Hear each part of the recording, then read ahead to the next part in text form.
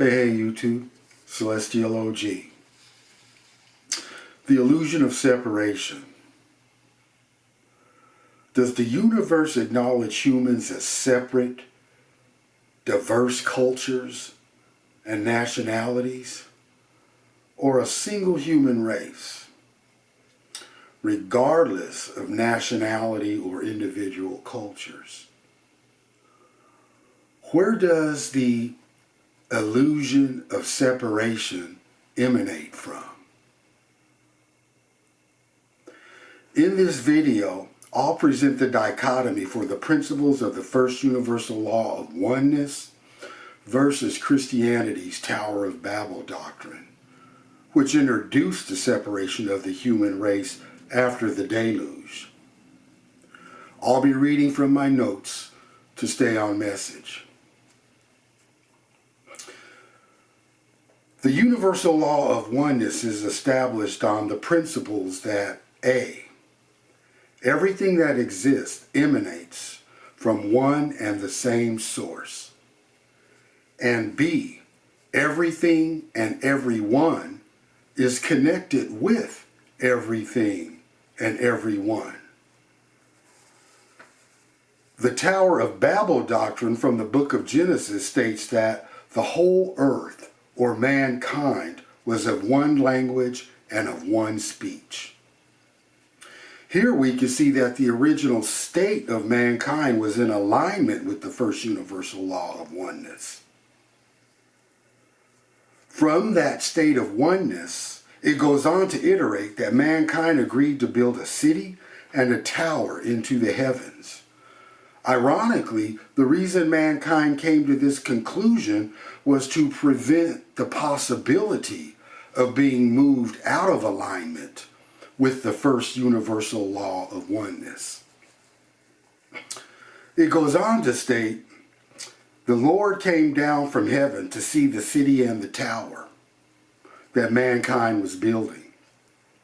In conclusion, the Lord made the assessment that since mankind was operating in alignment with the first universal law of oneness, not only would they succeed, but they would be able to accomplish anything that they imagined to do. Now let's look at two other ancient texts, both of which are referred to in the original King James Version of the Bible. The ancient book of Jubilees was well known in the 1st century AD.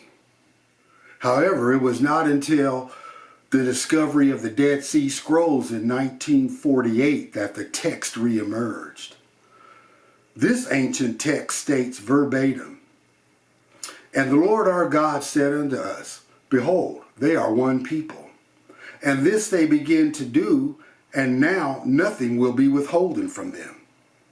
Go to, let us go down to confound their language, that they may not understand one another's speech.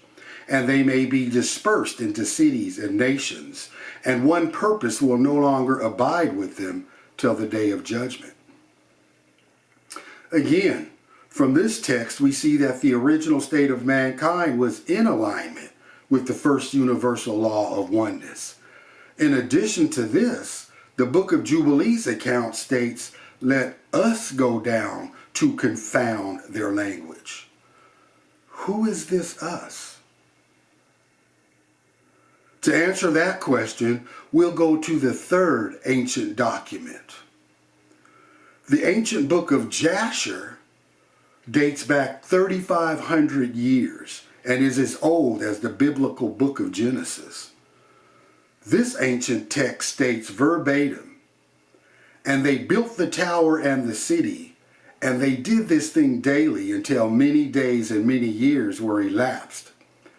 And God said to the 70 angels who stood foremost before him, to those who were near him, saying, Come, let us descend and confuse their tongues, that one man shall not understand the language of his neighbor. And they did so unto them." Again, we see from another ancient text that the original state of mankind operated from a state of oneness. Furthermore, we understand who the us was. It was the 70 angels that accompanied the Lord, which also must be considered as the origin of the original 70 nations, which the tongues were initially separated into. Moreover, each nation or tongue was subjugated under one of the 70 angels. Could this be the reason the Apostle Paul stated in the book of Ephesians that we wrestle not against flesh and blood, but against principalities, against powers, against rulers of darkness of this world, against spiritual wickedness in high places? That must be considered. The conflicting viewpoints between the first universal law of oneness and modern-day religion's Tower of Babel doctrine become blaringly obvious in contrast to the following. The book of Deuteronomy states, "Hear, O Israel, the Lord our God is one." This verse of scripture refers to the Lord and God. I propose to you that contrary to how it has been taught for centuries in organized religion, they are not one and the same.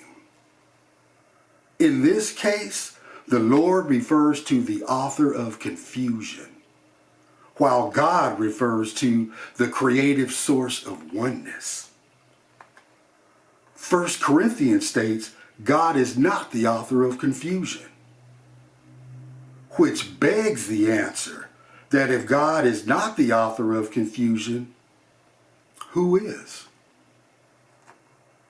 The book of Hebrews states Christ, the same yesterday, today, and forever, which aligns with the first universal law of oneness. Remember, Christ stated to the Pharisees, which are the equivalent of our modern day clergies, I and the Father /God/source, whatever resonates with you, are one.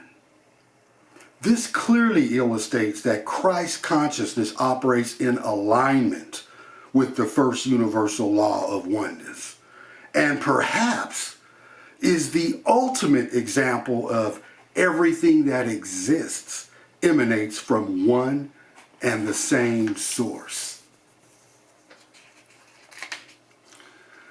It's important to acknowledge the very way the Bible was compiled, highlighting the Old and New Testaments, featuring the northern and southern kingdom of Israel in the Old and the acceptance of the Gentile nations in the New.